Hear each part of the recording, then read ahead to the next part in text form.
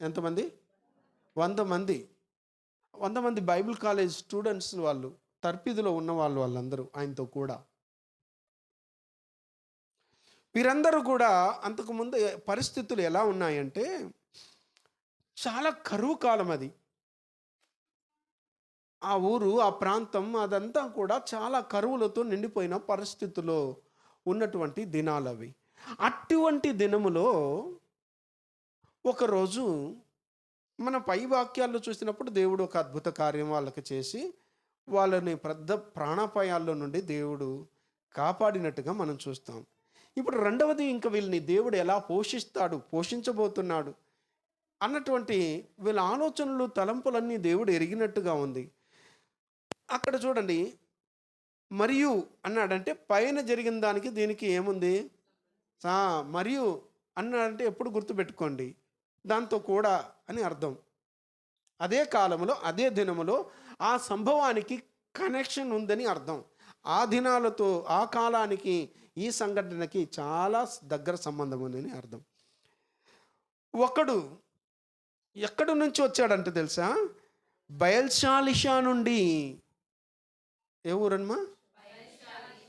అక్కడి నుండి ఏం చేశాడంట, పాపం పంట వేసాడు, మంచి పంట వేసినట్టుంది. పంటలో వచ్చినటువంటి మొదటి పంటను ఏం చేస్తున్నాడంటే దైవజనునికి ఇవ్వాల. పాత నిబంధనలో దేవుడు ఇశ్రాయేలు ప్రజలకి చాలా చక్కగా, తేటగా ఆజ్ఞాపించాడు. అవన్నీ చూపించడానికి సమయం చాలదు కనుక అట్టే వినండి. ప్రతి దాంట్లో మొదటిది ఎవరికి ఇవ్వాలా? దేవునికి ఇవ్వాలా. అదే దైవజనుని దగ్గరికి తెచ్చి ఇవ్వాలా. అది పంటలో కావచ్చు, జంతువుల్లో కావచ్చు, ఒకవేళ గర్భఫలంలో కావచ్చు, భూఫలాల్లో కావచ్చు, సస్య ఫలాలలో అనగా వృక్ష ఫలాలలో కావచ్చు. ఏదైనా కానీ మొదటిది ఎవరిది? దేవునిది. అది దేవుని దగ్గరికి రావాలా, దేవుని సన్నిధికి రావాలా. అది దేవుని సన్నిధిలో తీసుకొచ్చి సమర్పించాలా. కాబట్టి దేవుని సన్నిధిలో ఇవ్వడానికి ముందు దైవజనుని దగ్గర దాన్ని ఏం చేయాలా? ఇచ్చి ప్రార్థన చేయించుకోవాలా. అదిగో ఆయన పేరు రాయబడలేదు, బాగా గమనించండి. ఒకడు ఎవరంట? చూడండి, ఆ ప్రాంతంలో ఈ కరువు దినాలు ఉన్నప్పటికీ ఈ కరువు దినాల్లోనే పంట వేసిండాడు. ఒకసారి ఆలోచించి చూడండి. ఆ పంట వేసి అద్భుతంగా, అయ్యో కరువు కాలం కదా, ఈ కరువు ఎంతకాలం ఉంటుందో తెలీదు, మనకే కష్టాల్లో ఉన్నాం, మనమే సమస్యల్లో ఉన్నాం, దీన్ని అత్తిపెట్టుకుంటే, మనం దాచిపెట్టుకుంటే మనకి, మన కుటుంబానికి ఇది ఎంతో ఉపయోగపడుతుంది కదా, కాబట్టి ఇది ఇచ్చేస్తే ఎట్లా అన్నట్టుగా ఆలోచించక అతడు ఇమ్మీడియట్గా వాక్యానికి లోబడి వాక్యానుసారంగా మొదటి పంట దేవుని యొక్క సేవకుల దగ్గర తీసుకొచ్చి ఇవ్వాలని చెప్పి అతను ఏం చేస్తున్నాడు? మొదటి పంట బాపతు, ఏమంటున్నది? బాపతు యవల పిండితో చేయబడిన 20 రొట్టెలను చేసి, బాగా యవల పిండి దేంతో చేశాడంట? రొట్టె. యవల అనేటువంటిది మీకు తెలుసా? ఇంగ్లీష్లో చూడండి, బార్లీ అని ఉంటుంది. బార్లీ కంజి, బార్లీ మీకు గుర్తుందా? విన్నారా?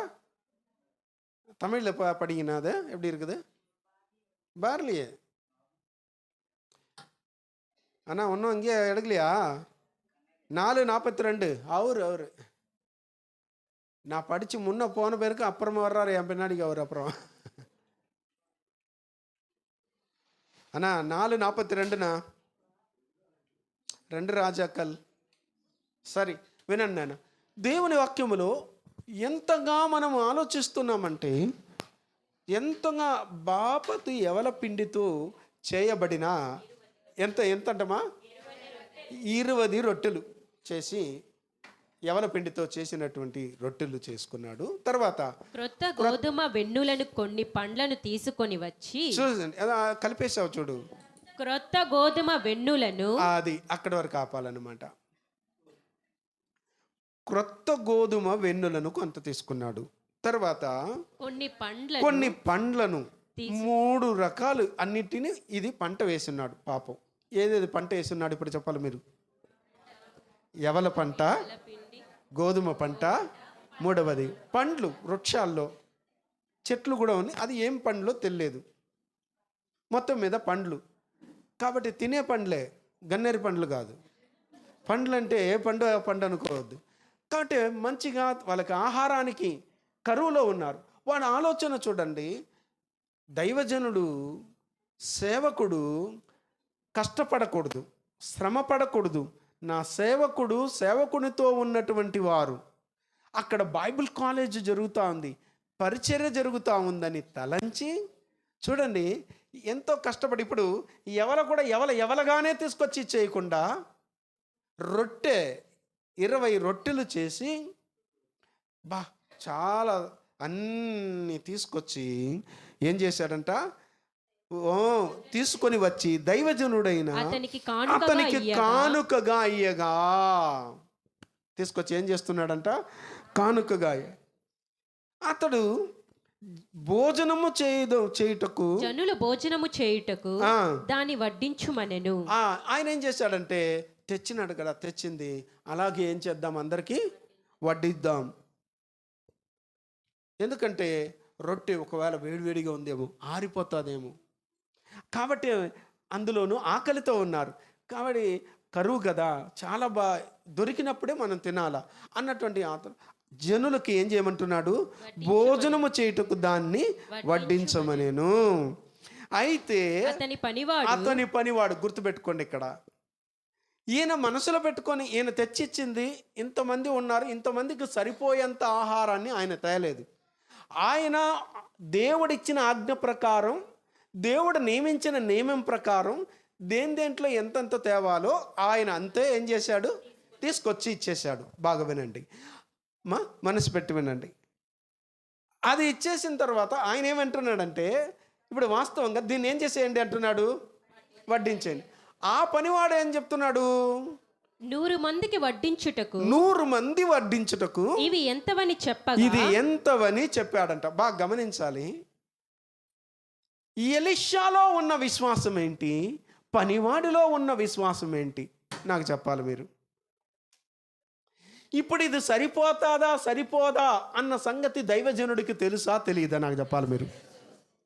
ఏమని తెలుసు, సరిపోదు అన్న సంగతి దైవజనునికి తెలుసు. తెలిసిన ఆయన ఏం చెప్తున్నాడు, వడ్డిచ్చేసి అందరికీ.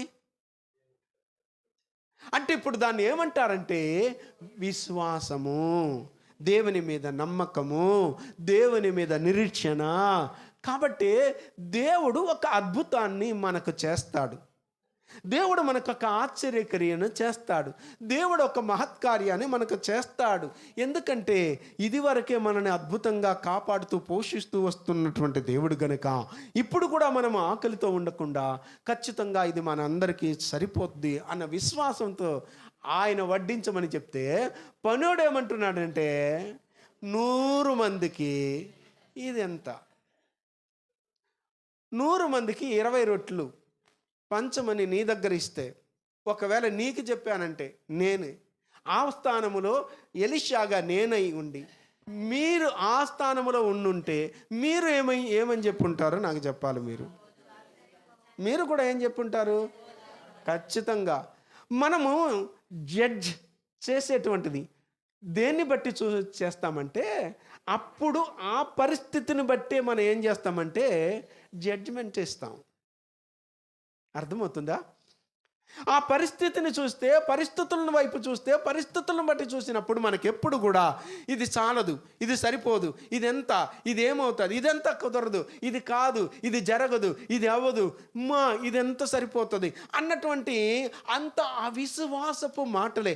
ఉపవాసములో ఉంటావు, ప్రార్థనలో ఉంటావు, పాటలు పాడతావు, దేవుని ఆరాధిస్తావు, దేవుని ఘనపరుస్తావు, దేవుడంటే ఇష్టం, దేవుడంటే బాగా ప్రీతి, మందిరానికి ఆకుండా వస్తావు, అన్నీ బాగుంది. కానీ విశ్వాసాన్ని నువ్వు చూపించాల్సిన పరిస్థితి వచ్చినప్పుడు నువ్వు విశ్వాసం వైపు చూడక పరిస్థితుల వైపు చూడడం ప్రారంభిస్తావే, అక్కడ నువ్వు ఫెయిలర్ అవుతున్నావు.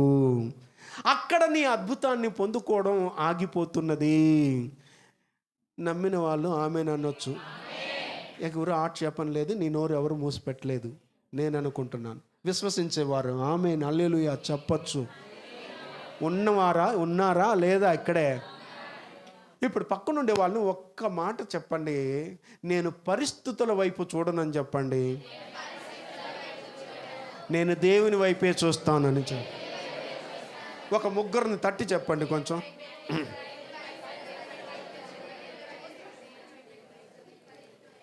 ఎప్పుడు ఇది చాలదు అని నేను చెప్పునన్నా అలా మీరు, ఇది సరిపోదు, ఇది చాలదు, ఇది ఎంత, ఇది ఎక్కడ, ఇదేంటి, ఇది ఏం, ఇది మన ఇంట్లో కుటుంబాల్లో కూడా మనం ఇదే కదా అంటాం. దేవుని బిళ్ళారా, అవును, వాస్తవానికి నీవు నేను మన కళ్ళకి బాకిపు కళ్ళకి కనబడేది అది అంతే. ఎవరన్నా కూడా, చిన్నలైనా పెద్దలైనా ఎవరైనా కూడా అనాల్సింది ఇది చాలదని అంటారు. ఆడు కూడా అదే అన్నాడు. ఏమంటున్నాడు? 100 మందికి ఇది సరిపోదే. దేవుని బిడ్డలారా, సరిపోదు అన్నప్పుడు ఇమ్మీడియట్గా దైవజనుడు ఏమంటున్నాడు చూడండి. అతడు వారు తినగా మిగులునని యెహోవా సెలవిచ్చి ఉన్నాడు. వారు తినగా మిగులునని యెహోవా సెలవిచ్చి ఉన్నాడు. హల్లెలూయా. మీరు వడ్డించు, అందరు తింటారు, తిని ఏమవుతుంది? మిగులుతుందని ఎవరు సెలవిచ్చారంట? అంటే ఇప్పుడు వడ్డించు అన్నప్పుడు ఏ మాటను తీసుకొని చెప్పుంటాడు ఎలీషా? నాకు చెప్పాలి మీరు. వాడు తెచ్చి ఇవ్వగానే దేవుడు చెప్పు, కానీ మిగులుతుంది ఇచ్చేయి అని దైవజనుడికి చెప్పినట్టుగా ఉంది. దైవజనుడు ఆ మాట రివీల్ చేయలేదు, వాళ్ళకి చెప్పలేదు. అయినా వీడి విశ్వాసాన్ని ఎంత ఉందో చూడాలా, వీడి నమ్మకం ఎంత ఉందో చూడాలనుకున్నాడు. వడ్డించును అంటున్నాడు. అయితే వాడు విశ్వాసము ఎలీషా విశ్వాసం అంతగా లేదు. దేవుని వైపు చూసే పరిస్థితి లేదు. దేవుని తట్టు చూసి చూడండి, విశ్వాసమునకు కర్తయు దానిని కొనసాగించేటువంటి ఈ యేసు వైపు అనగా దేవుని వైపు చూడడము మానేసి అప్పుడున్న పరిస్థితుల వైపు చూస్తున్నారు. இன்னைக்கு நான் சொல்கிறேன், வாழ்க்கையில் నిలமையெல்லாம் பார்த்து సోర్ந்து పోగాదిగా.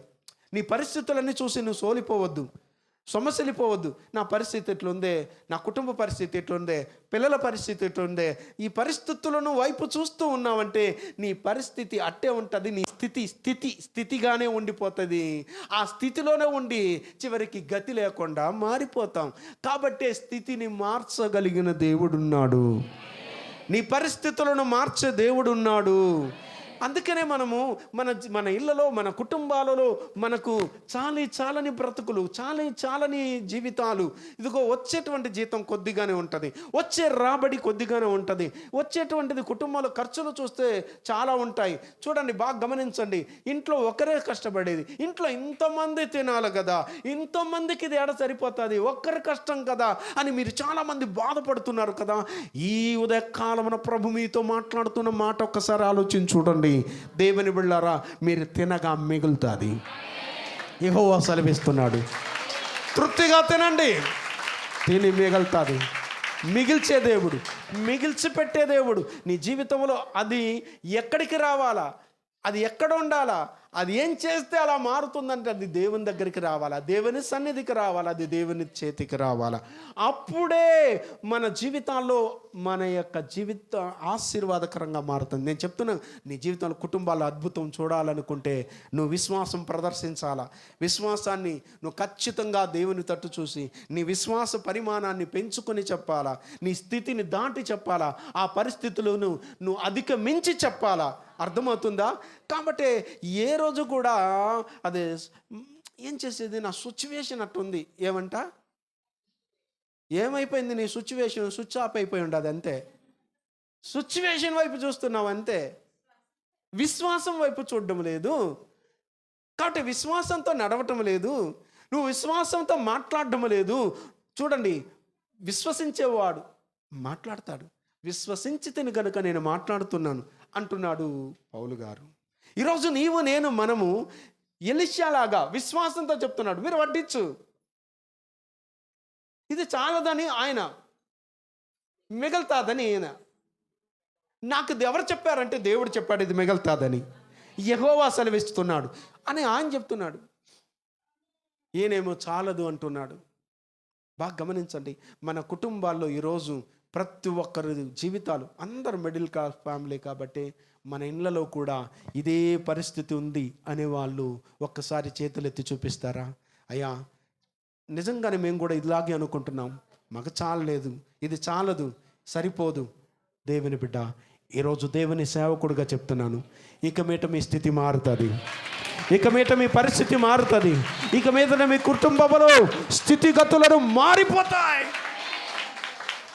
నువ్వు నమ్మకంతో అడుగులేయి, విశ్వాసంతో అడుగులవై, విశ్వాసంతో మాట్లాడు. నీకొచ్చిన రాబడిని, నీ చేతిలోకి వచ్చిన రాబడిని, నీ ఇంటికి వచ్చిన రాబడిని, ఆ కొంచెంని దేవుని చేతికి అప్పగించి దేవుని చట్టు చూసి ప్రార్థన చేయి. ప్రభువా, ఇది మాకు సరిపోవాలా, ఇది మిగిలాలా, మిగల్చగలిగినటువంటి కృప మాకు దయచేయి అని ఎవరైతే విశ్వాసంతో చెప్పగలుగుతారో ఖచ్చితంగా అది మిగులుతుంది. నేను చెప్తున్నాను సేవకుడుగా, దేవుని బిడ్డలారా, ఇదే మీకు ఒక గొప్ప సాక్ష్యంగా మారబోతుంది. మీ కుటుంబాల్లో ఒక గొప్ప సాక్ష్యంగా మారబోతుంది. నీ వ్యక్తిగత జీవితంలో ఒక గొప్ప సాక్ష్యంగా మారబోతుంది. దేవుడు మనకు చాలిన దేవుడు అండి. ఆయన నీకు చాలకుండా ఇచ్చే దేవుడు కాదు, చాలినంతగా ఇచ్చే దేవుడు ఆయన. హల్లెలూయా. మనుషులు ఇస్తే చాలకుండా ఇస్తారు, అందకుండా ఇస్తారు. అదిగో మనుషులు ఇస్తే అతికి ఇస్తారు, లేకపోతే కొసరి ఇస్తారు. కొసరేమా కొంచెంగా ఇస్తారు, లేకపోతే ఇద్దామా వద్దా అని ఇస్తారు, ఆలోచించి ఇస్తారు. ఎప్పుడైనా ఏదైనా ఇచ్చేటప్పుడు ఎన్ని ఆలోచిస్తాం, ఎన్ని ఆలోచనలు వస్తాయి చెప్పాలి. ఏదైనా మీరు ఎవరికైనా దేవునికి ఇవ్వాలన్నా, కానుక ఇవ్వాలన్నా, దశంభాగం ఇవ్వాలన్నా, లేకపోతే ఎవరికైనా ఇవ్వాలంటే మనం ఆలోచించమా చెప్పాలి. మీరు ఎన్ని ఆలోచనలు వస్తాయో తెలుసా, ఎన్ని ఆలోచనలు పుట్టుకొస్తాయో తెలుసా. ఇంత ఇచ్చేయాలా, ఆలోచించండి. అయ్యో మనకి ఇంత పని ఉంది కదా, ఇంత ఖర్చులు ఉన్నాయి కదా, ఇన్ని అప్పులు ఉన్నాయి కదా, ఇంటి బాడు కట్టాలి కదా, కరెంటు బిల్లు కట్టాలి కదా, ఇదిగో వడ్డీ కట్టాలి కదా, ఇదిగో తర్వాత సంఘములో డ్వాక్రా మహిళా సంఘాల్లో ఆడబోయి కట్టాలి కదా, ఇంకా మనకు ఈ లోన్ కట్టాలి కదా, ఇవన్నీ కట్టాలి. ఇన్ని ఆలోచన వస్తుంది దేవుని ద్వారా. ఇది మనకు చేతికొచ్చింది నిజంగానే కొద్దిగానే ఉంది, ఇన్ని ఉంది, ఎట్టబ్బా ఇచ్చేది అంటే ఇక్కడ ఏం కావాలంటే, అందుకని చెప్పాను, ఇచ్చే గొప్ప మనస్సు ఉండాలి. ఏం ఉండాలా? అక్కడదా మన మనస్సును దేవుడు చూసేది. మనస్సు చాలా ముఖ్యం. ఆ మనసు పెట్టి మనసారా ఇవ్వు. సనగత, గొనగత, కొసరత, అదిగో ఎన్నెన్నో ఆలోచనలు పెట్టుకుని నువ్వు కానుకిచ్చినా, దశంభాగం ఇచ్చినా, లేకపోతే వేరేదో చేసినా, అందుకే నీకు ప్రతిఫలము దేవుని దగ్గర నుండి పొందకపోవడానికి కారణం అదే. మారు ఆలోచన రాకూడదు, మరో ఆలోచన నీకు పుట్టకూడదు. ఒకే తలంపు, ఒకే ఆలోచన. ఇది ఇస్తే నా ప్రభు నన్ను దీవిస్తాడు, ఆశీర్వదిస్తాడు. వాడు ఏం ఆలోచించలేదు, వాళ్ళకి సరిపోదా ఏంటి, అవన్నీ ఆలోచించలేదు. దేవుని వాక్య ప్రకారంగా, దేవుడు నియమించిన నియమ ప్రకారంగా నేను చెల్లించాల్సిన దాన్ని నేను చెల్లించేయాలా. వాడి పని అయిపోయింది, ఒక్కడు. అవునా? వాడి పని అయిపోయింది. అయిపోయిన తర్వాత నెక్స్ట్ అది సేవకుడి దగ్గరకు వచ్చింది. సేవకుడు ఏం చేస్తున్నాడంటే, ఇప్పుడు దేవుడు సెలవిచ్చాడు, నువ్వు వడ్డిచ్చేయరా అన్నాడు. ఇప్పుడు వాడు వడ్డించడం ఆపేసి వీడు ఏమంటున్నాడు, చాలదే. ఈయన అన్నాడు, దేవుడు చెప్పేశాడు, మిగులుతుంది. వడ్డించక ఏమవుతుంది, అది మిగులుతుంది అని ఆయన అంటున్న, మిగులునని యెహోవా సెలవించి ఉన్నాడు గనుక జనులు భోజనము చేయనట్లు వడ్డించమని మరలా ముందు చెప్పాడు. ఇప్పుడు మర్యాదగా చేరా అవిశ్వాసి, అపనమ్మకస్తుడా. నీలంటాళ్ళుంటే అద్భుతాలు జరగదు. ఎలీషా ఎంత గొప్ప దైవజనుడు, ఎంత గొప్ప విశ్వాస వీరుడు. ఆయన దగ్గర ఎదుగుతున్నోడికి ఎట్టా ఉందమ్మా? ఎంత విశ్వాసం ఉండాలా ఆయన దగ్గర ఎదిగా? ఆయనకున్నంత మనసు ఉండాలా, ఆయనకున్నంత విశ్వాసం ఉండాలా, ఆయనకున్నంత ప్రార్థన అనుభవం ఉండాలా, ఆయనకున్నంత పరిశుద్ధత ఉండాలా, ఆయనకున్నంత ఒక నడిపింపు ఉండాలా, ఆయనకున్నంతగా దేవుని స్వరాన్ని వినగలిగినటువంటి వ్యక్తిగా ఉండాలా. దేవుడు ఆయనకు చెప్పిన ఆయన ఈయనకు కూడా చెప్పుండడు, వడ్డించరా అని దేవుడు మాట్లాడుండడు. అయితే వీనిలో అవిశ్వాసం ఉంది. బాగా గుర్తుంచుకోండి, నీ దైవజనుడికున్నంత విశ్వాసులకు కూడా అదే విశ్వాస వీరులుగా మారాలా, విశ్వాసంతోనే నడవడం ప్రారంభించాలా. ఇది లేకపోతే మన జీవితాల్లో అద్భుతాన్ని చూడలేము, ఆశ్చర్యకరే చూడలేము.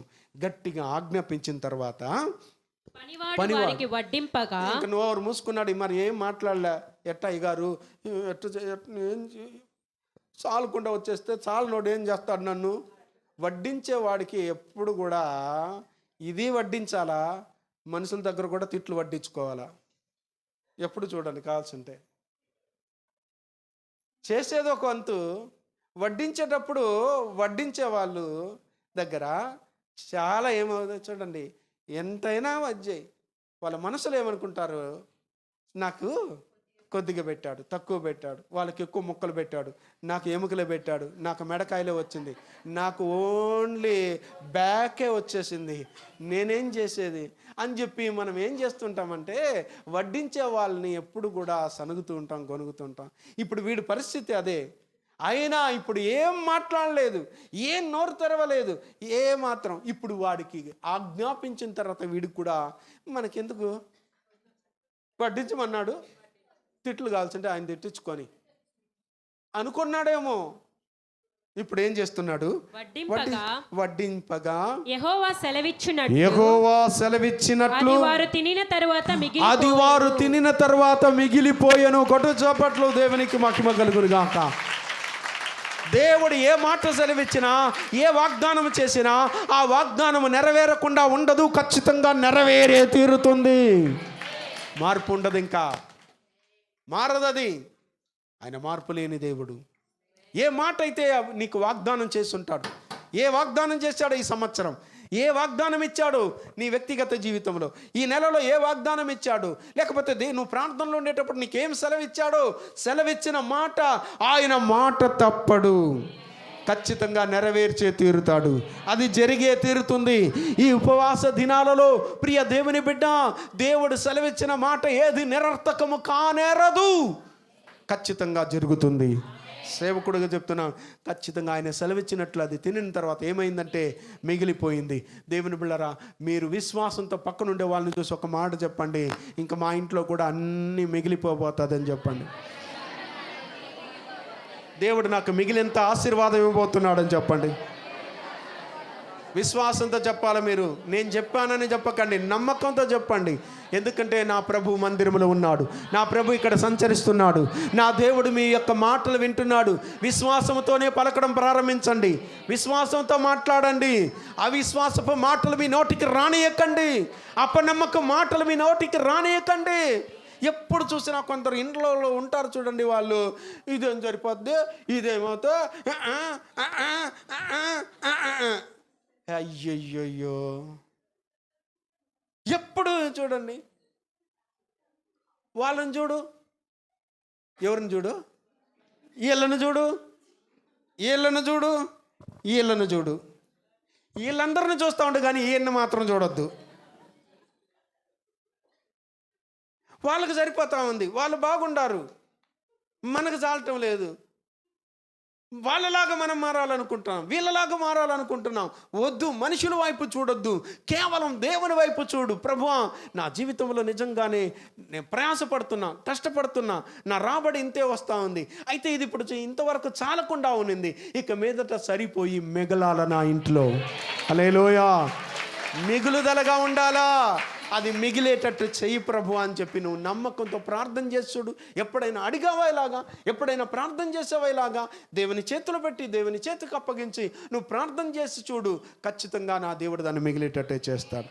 రైట్. ఇప్పుడు పాత నిబంధనలో ఇది కదా, ఎందుకంటే టైం చాలదు కనుక త్వరగా ముందుకు సాతా.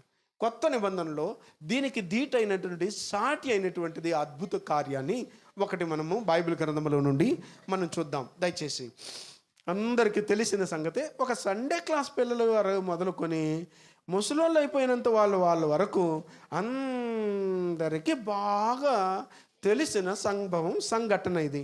ఇదన్నీ జరిగిన సంఘటనలు, కథలు కావు. ఇవన్నీ గుర్తుపెట్టుకోండి. బైబిల్లో ఉన్నది, బైబిల్లో రాసిందంతా కూడా ఎవరో కట్టుకథలు, కల్పనా కథలు కావివి. ఇవన్నీ జరిగిన సంఘటనలు అని మనసు పెట్టి మీరు వినాలి. దయచేసి చూద్దాం. మత్తయి సువార్త 14వ అధ్యాయం, మత్తయి సువార్త 14వ అధ్యాయం 13వ వాక్యము నుండి 21వ వాక్యం వరకు ఆ సంఘటన ఉంటుంది. ఏమిటి ఆ సంఘటన అంటే, 5 రొట్టెలు 2 చిన్న చేపలు. ఈ సంగతి అందరికీ, క్రైస్తవ లోకానికి, క్రైస్తవ ప్రపంచానికి తెలియదంటే ఏమీ లేదు. అందరికీ బాగా తెలిసినటువంటి సంగతి. ఈరోజు కొంచెం బాగా జాగ్రత్తగా వినాలి. మరొకసారి మీకు జ్ఞాపకం చేస్తాను, మరొకసారి మీకు అందరికీ గుర్తు చేస్తాను, మరొకసారి ప్రభు మీతో మాట్లాడునుగాక. ఈ వాక్య భాగంలో మనం చూస్తున్నటువంటి సంగతి, ఈ సంఘటన, ఈ సంభవము 4 సువార్థికులు ఈ యొక్క సంఘటనను పరిపూర్ణంగా రాశారండి. కొన్ని సంఘటనలు ఒక పుస్తకంలో ఉంటే ఇంకొక పుస్తకంలో ఉండవు. అయితే ఈ సందర్భము, ఈ వాక్య భాగం మాత్రం 4 సువార్థికులు, 4 చక్కగా, చాలా తేటగా, స్పష్టంగా పొందుపరిచి పెట్టారు. 4 సువార్తలు. చెప్పండి, 4 సువార్తల పేర్లు ఏంటో టకాని. మత్తయి సువార్త, మార్కు సువార్త, లూకా సువార్త, యోహాను సువార్త. ఈ 4 సువార్తల్లోనూ బాగా గుర్తుపెట్టుకోండి, నీట్గా రాయబడింది. ఇవన్నీ మీరు ఇంటికి వెళ్ళి చదువుకోండి, టైం చాలదు కనుక. మత్తయి సువార్తలో మనము ఇది చూసాం కదా. మనము మిగిలిన చోటంతా ఎక్కడెక్కడ రాయబడిందో మీరు మార్కు సువార్త 6వ అధ్యాయము 32వ వాక్యము నుండి, లూకా సువార్త 9వ అధ్యాయం 10వ వాక్యము నుండి, యోహాను సువార్త 6వ అధ్యాయము 1వ వాక్యము నుండి మీరు ఈ సంభవాలన్నీ, ఇదే సంఘటనలన్నీ మీరు చూడగలుగుతారు. మీరు రాసి ఉంచుకోనండి, అంతే చాలు. ఎందుకంటే టైం చాలదు కనుక ముందుకు సాగుతాం. ఇక్కడ యేసు ఆ సంగతి విని ధోని ఎక్కి అక్కడి నుండి అరణ్య ప్రదేశమునకు ఏకాంతముగా వెళ్ళెను. ఇది మాత్రం అండర్లైన్ చేసుకోండి. ఏ ప్రాంతము? అరణ్య ప్రాంతము. ఏకాంతంగా ప్రార్థన చేసుకోవడానికి ఆయన వెళ్ళేవారు. యేసుప్రభుల వారు వెళ్ళాడు. యేసుప్రభు అక్కడ అరణ్యములో ఉన్నాడని జనులు ఏం చేశారంటే తెలుసుకొని, జనసమూహం ఆ సంగతి విని పట్టణములలో నుండి కాలినడకన ఆయన వెంట వెళ్ళిరి. అందరూ ఏం చేశారంట? ఆయన వెంట వెళ్ళిరి. ఆయన వచ్చి ఆ గొప్ప సమూహమును చూశాడు. ఎంత సమూహం అంట? ఇవన్నీ గుర్తుపెట్టుకోండి. కొంతమంది కాదు, గొప్ప సమూహము. బాగా గమనించాలా. అంటే ఇక్కడ అన్కౌంటబుల్. ఇది గుర్తుపెట్టుకోండి. మీకు కౌంట్ ఒకటి చూపిస్తాను, తర్వాత లెక్క ఒకటి చూపిస్తాను. ఇక్కడ మాత్రము గొప్ప సమూహము. ఎంత సమూహం అంట? చూసి వారి మీద ఏం చేశాడంట? కనికరపడ్డాడంట. దేవుడు ఏం చేశాడంట? ఆ గొప్ప సమూహం మీద కనికరపడ్డాడు. ఏమిటి? ఎందుకు వారి మీద కనికరపడ్డాడు? నేను ఎక్కడికి వెళ్ళినా అక్కడికి వస్తున్నారు, అరణ్యములోకి వెళ్ళినా అక్కడ వస్తున్నారు, సముద్ర తీరానికి వెళ్ళినా అక్కడ వస్తున్నారు, ఇదిగో పట్టణంలో ఉన్న అక్కడ జనాలు కూడుతున్నారు, ఇదిగో గ్రామాలకు వెళ్ళినా అక్కడ కూడి ఉన్నారు, ఒక గృహంలో కూడినా అక్కడ జన సమూహాలు కూడి, ఇంట వాకిట కూడా స్థలం లేనంతగా జన సమూహాలు వస్తున్నారే. ఈ ప్రజలందరినీ చూసి దేవుడు కనికరపడుతున్నాడండి. హల్లెలూయా. దేవుడు కనికరా స్వరూపుడు, కనికరం కలిగిన దేవుడు గనక. ఇదిగో మత్తయి సువార్తలో ఒక మాట రాయబడింది. ఏంటంటే ఆ మత్తయి సువార్త 9వ అధ్యాయం 36వ వాక్యములో ఏం రాయబడిందంటే, అక్కడ వారు కాపరి లేని గొర్రెల వలె విసిగి చెంది ఉన్నారు వాళ్ళ జీవితంలో. తర్వాత వాళ్ళు చెదరి ఉన్నారు. ఈ 2 విషయాలు వారి జీవితంలో కనబడుతుంది. అందుకనే వాళ్ళ జనసమూహం యొక్క పరిస్థితి, దేవుని వెంబడించిన జనుల యొక్క పరిస్థితి ఎలా ఉందో మీకు చెప్తున్నాను. వాళ్ళు ఎలా ఉన్నారంట? విసుగెత్తిపోయి ఉన్నారు జీవితంలో. తర్వాత చెదరి ఉన్నారు. అందరూ ఒక్కటిగా లేదు, ఐక్యంగా లేదు. చెదరిపోయిన పరిస్థితులు, మనస్సు చెదరిపోయింది, ఇల్లు చెదరిపోయింది, కుటుంబాలు చెదరిపోయి అలాంటి పరిస్థితులలో వాళ్ళు బ్రతుకుతున్నారు. రెండవది, దీని వలన వారి జీవితాల్లో విసుగు పుట్టిపోయినది. చూడండి, ఈరోజు దేవుని బిడ్డలారా, నువ్వు కూడా విసిగి చెంది ఉన్నావేమో. ప్రార్థించి విసిగి చెంది ఉన్నావేమో. ఎంత చేసేది ప్రార్థన? ఏంటి దేవుడు వినలేదే, దేవుడు ఏంటి నాకు జవాబు ఇవ్వలేదే, ఏం జరుగుతుంది నాకని విసుగు చెంది ఉన్నావా? నీ మీద ప్రభు కనికరపడుతున్నాడు. ఎందుకు విసుగుతున్నావు? విసుగవద్దు, విసుక్కోవద్దు, విసుగు రానియద్దు. ఈ లోకంలో దేనికైనా విసుగు రావచ్చు, కానీ దేవుని విషయాల్లో, దేవుని కార్యాల్లో, ప్రార్థన విషయాల్లో నీకు విసుగు రాకూడదు. యేసు ప్రభు చూడండి, తేటగా లూకా సువార్త 18వ అధ్యాయంలో ఆయన ఏం చెప్తా, ఒక ఉపమానం చెప్తున్నాడు. వారు విసుగక నిత్యము ప్రార్థన చేయుచుండవలెనని ఈ ఉపమానం చెప్పాడు అని రాయబడింది. బాగా గమనించండి, మనం విసుగు చెందకూడదన్నదే దేవుని ఉద్దేశం. అయితే ప్రజలు, జనసమూహం ఎలా ఉన్నారంటే ప్రభు దగ్గరికి వచ్చిన వాళ్ళు చెప్పాలరా, ఉండరా,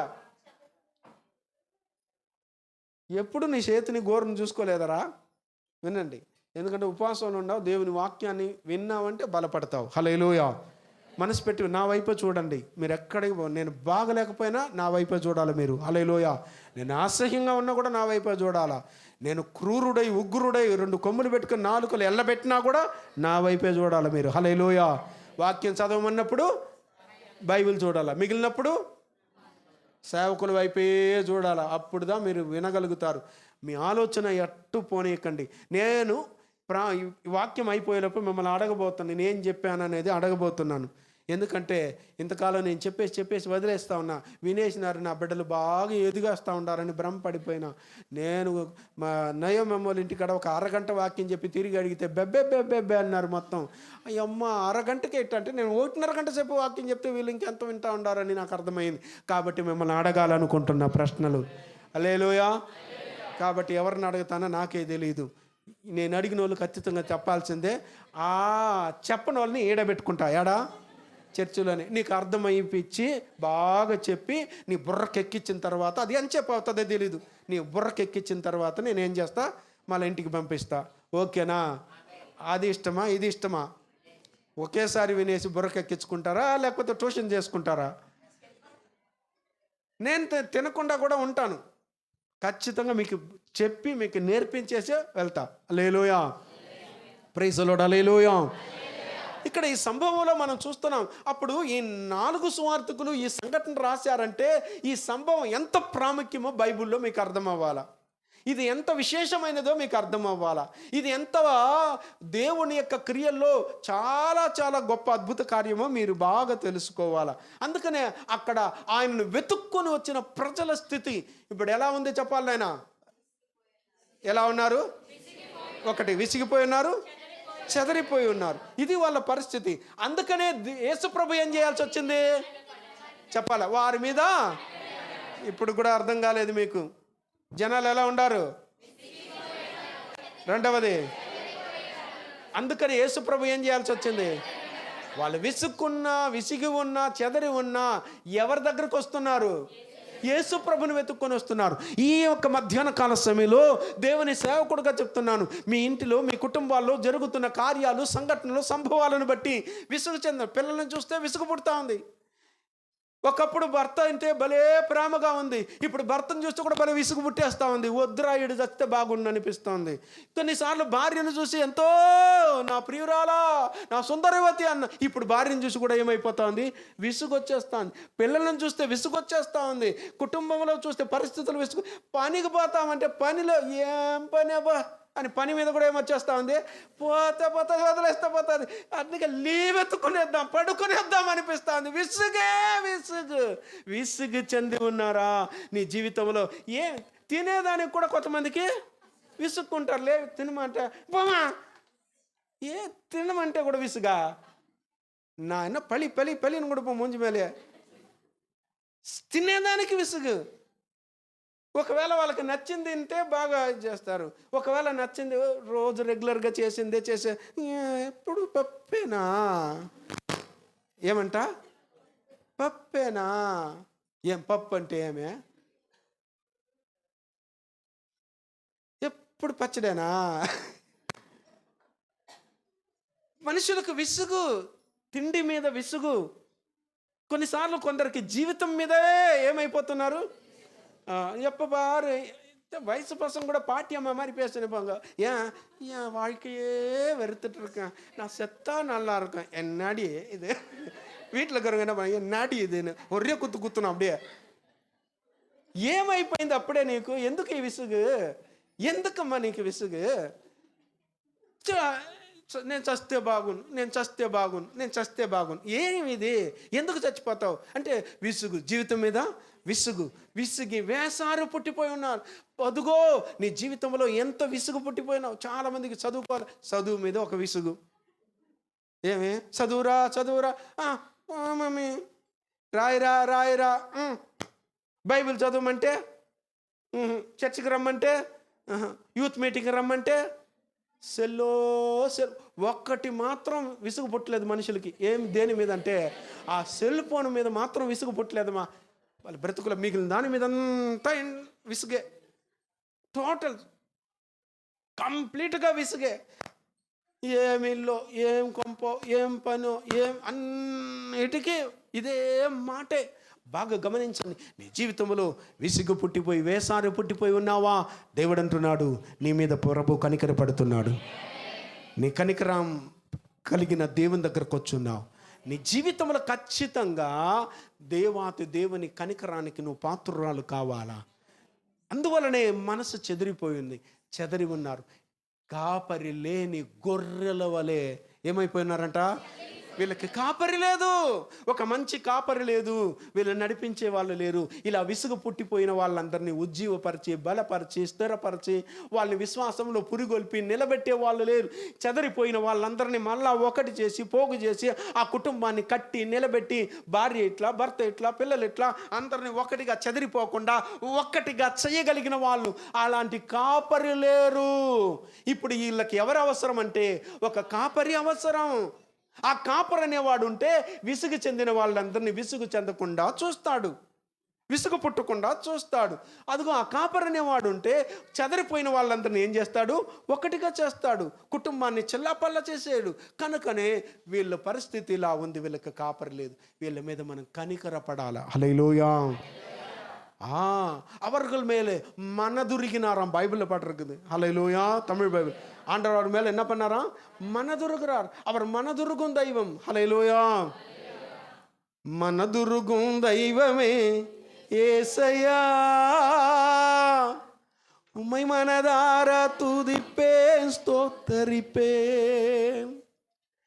மனதுருகும் தெய்வமே ஏசையா, உம்மை மனசார துதிப்பேன், ஸ்தோத்தரிப்பேன். நீர் நல்லவர், சர்வ வல்லவர், நீர் நல்லவர், சர்வ வல்லவர். உம் இரக்கத்துக்கு முடிவே இல்லை, உம் அன்புக்கு அளவே இல்லை. உம் இரக்கத்துக்கு முடிவே இல்லை, உங்க அன்புக்கு அளவே இல்லை. அவை காலை தோறும் புதிதாய் பாடு, அவை காலை தோறும் புதிதாய். மனதுருகும் ஐயா, மனதுருகும் தெய்வமே ஏசையா, உம்மை மனதார துதிப்பேன், ஸ்தோத்தரிப்பேன். அவர் உன் மேல மனதுருகிற தெய்வனா இருக்கிறார். உலகத்தில் இருக்கிறவங்க மேல கோவப்படுவாங்க, எரிச்சல் படுவாங்க, உன் மேலே பொறாமைப்படுவாங்க, உன் மேலே எத்தனையோ குறை சொல்லுவாங்க. ஆனால் ஏசப்பா உன் மேலே மனதுருகிறவராக இருக்கிறார். ఈ లోకంలో ఉన్న వాళ్ళు నీ మీద కోప్పడతారు, అలుగుతారు, లేకపోతే తిడతారు, లేకపోతే నీ మీద కడుపు మంట పెట్టుకునే వాళ్ళే. నీ మీద చూసి నిన్ను కనికరపడే వాళ్ళు ఎవరు లేదు. నా దేవుడు యేసయ్య, నేను ప్రకటిస్తున్న దేవుడు, ఆయన మాత్రమే కనికరా స్వరూపుడుగా ఉంది. కనికరపడతాడు. ఆయన దగ్గరకు వచ్చిన ప్రజలను చూసి ఆయన ఏం చేశాడంట? ఆ రోజు కనికరపడ్డాడట. కనికర స్వరూపి. ఎందుకని ఈ మాట బాగా గమనిస్తూ రండి. ఏం కనికరపడ్డాడు? నెక్స్ట్ వారిలో రోగులైన వారిని ఏం చేశాడంట? స్వస్థపరిచాడు. అక్కడ కూడా అదేలాగనే సకల విధమైన రోగాలందరినీ ఏం చేశాడంటే కనికరపడి. ఎందుకంటే రోగం వచ్చిందని రోగాల మీద ఒక విసుగు. ఎందుకు? నా బాడీలో బీపీ ఒక పక్క, షుగర్ ఒక పక్క, కిడ్నీలు ఒక పక్క, చట్నీలు ఒక పక్క, ఇడ్లీలు ఒక పక్క, ఏందో ఈ బతుకు, అయ్యో ఎన్ని రోగాలు, తల ఒక పక్క, ఇదన్నీ అడ్డపోని, ఈ ఎంటికలు ఒక పక్క రాలిపోతా, ఎంటికలు ఒక పక్క తెల్లగా అయిపోతా, బట్టపుర్రి వచ్చేస్తా, ఇదన్నిటిని తలంచి తలంచి తలంచి ఏం చేస్తున్నాము? అన్నిటికంటే ఎక్కువ ఫీలింగ్ మనుషులకి, ఎక్కువగా ఆడవాళ్ళకి ఏమంటే ఈ ఎంటికలు రాయిపోయేదే పెద్ద సమస్యగా మారిపోయింది. అక్క ఒకప్పుడు నాకు ఎట్టుండేది తెలుసా, మొత్తం రాలిపోసింది. ఎందుకు రాలిపోసింది? దువ్విని ఎత్తుకొని పెరుకొని పట పట పట పట పట తంపుతా ఉంటుంది. ఆడ ఉండేది అది. దానికి ఒక రవ్వ నూనె పెడితే కదా, దానికి పోయాల్సిన నీళ్లు పోస్తే కదా, దాన్ని కాపాడాల్సింది విధులను కాపాడితే కదా. లే, దిగులు వ్యసనం దేనికి? దేవుని బిడ్డలారా, ఈరోజు మనం చూస్తున్నటువంటి అనేకమైనటువంటి పరిస్థితులలో గుండా దేవుని దగ్గరకు వస్తున్నాం. దేవుడు ప్రతి వారిని చూసి ఆయన ఏం చేస్తున్నాడంటే కనికరపడి స్వస్థపరుస్తున్నాడు. ఆయన నిన్ను స్వస్థపరుస్తున్నాడు. Is the healer. హల్లెలూయా. నిన్ను స్వస్థపరిచే దేవుడు ఆయన. నెక్స్ట్ చూడండి ఆయన. సాయంకాలం అయినప్పుడు, ఇప్పుడు సాయంకాలం అయిపోయింది మాటే. వాళ్ళు పోలే. ఎవరు? ఆ జన సమూహాలు, ఆ గొప్ప జన సమూహం పోలే. సాయంకాలం అయినప్పుడు శిష్యులు ఆయన యొద్దకు వచ్చి, శిష్యులు నేరుగా వచ్చి యేసుప్రభు దగ్గరకు వచ్చి, ఇది అరణ్య ప్రదేశము, నాకు తెలుదబ్బా,